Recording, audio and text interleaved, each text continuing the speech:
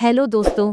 आज की कहानी बहुत रोमांटिक होने वाली है, तो आप कहानी का फूल मजा लेने के लिए वीडियो के लास्ट तक बने रहे। मेरा नाम सानिया है। मेरी उम्र अभी करीब 25 साल के आसपास है। मैं देखने में एक खूबसूरत और जवान लड़की हूँ। शादी को अभी 1 महीने हुए थे और अजय शहर लौट चुका था। सरकारी नौकरी थी, उसकी छुट्टियां सीमित थीं। मैं जवान काजल पहली बार गांव में ससुराल के माहौल को महसूस कर रही थी।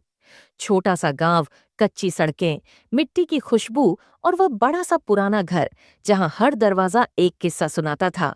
घर में अब सिर्फ 3 लोग थे, मैं, मेरी सासू माँ और मेरे ससुर जी। सासू माँ सुबह से मंदिर चली जाती थी और देर शाम तक भजन कीर्तन में व्यस्त रहती, अकेलेपन से जूझती। मैं ससुर जी के साथ अक्सर चाय पीते पीते बातों में उलझ जाती। वह उम्र में मुझसे काफी बड़े थे, पर उनके चेहरे पर उम्र की थकावट नहीं, बस एक शांत उदासी थी जो कहीं न कहीं मुझे खींचती थी। उनकी आंखों में अनुभव था, पर कहीं बहुत गहरी तन्हाई भी छिपी हुई थी। एक दिन दोपहर तक मौसम बिल्कुल ठीक था, पर शाम होते होते आसमान में काले बादल छाए हुए थे। आंधी बहुत तेज चल रही थी और बिजली का जाना तय। जैसे ही रात गहराई, बिजली चली गई और पूरा घर अंधेरे में डूब गया। मैं अपने कमरे में थी जब बाहर दरवाजे पर धीमी सी खटखट की आवाज हुई। बहू, डरना मत, मैं हूं। ये ससुर जी की आवाज थी। मैंने हल्के कांपते हाथों से दरवाजा खोला।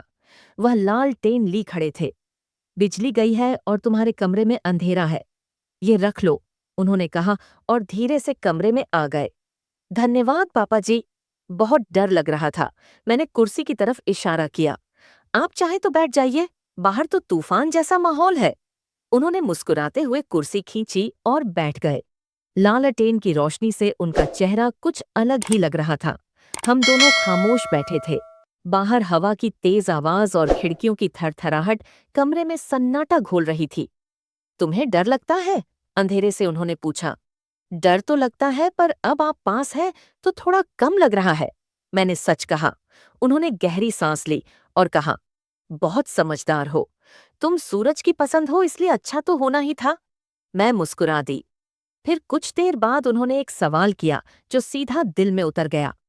तुम्हें कभी अकेलापन महसूस होता है? काजल, मैं चौंक गई। उनका लहजा कुछ बदला हुआ सा था कभी कभी। पर आप लोग हैं ना, मैंने जवाब दिया। उन्होंने मेरी आंखों में देखा। बहुत देर तक उनकी निगाहों में अब अपनापन नहीं, कुछ और था। शायद वह भाव जो इंसान अक्सर छुपा कर रखता है। मैं भी बहुत अकेला हो गया हूं बहू, उन्होंने धीमे से कहा। आपके पास तो सासू माँ है, पूरा गांव है। मैं थोड़ा असहज हो गई थी। हाँ, पर कई बार साथ होकर भी इंसान अकेला होता है। मैं कुछ नहीं कह सकी। सच तो यह था कि मेरी भी दुनिया पलट गई थी। सूरज दूर था, मेरा मन भटकता था, और यह ससुर जो अब सिर्फ ससुर नहीं लग रहे। मैंने खिड़की से बाहर देखा। सारी बत्तियां बुझी थीं, सिर्फ हवा की आवाज और कमरे में। तभी उन्होंने धीरे से कहा, अगर मैं कुछ कहूं तो बुरा तो नहीं लगेगा?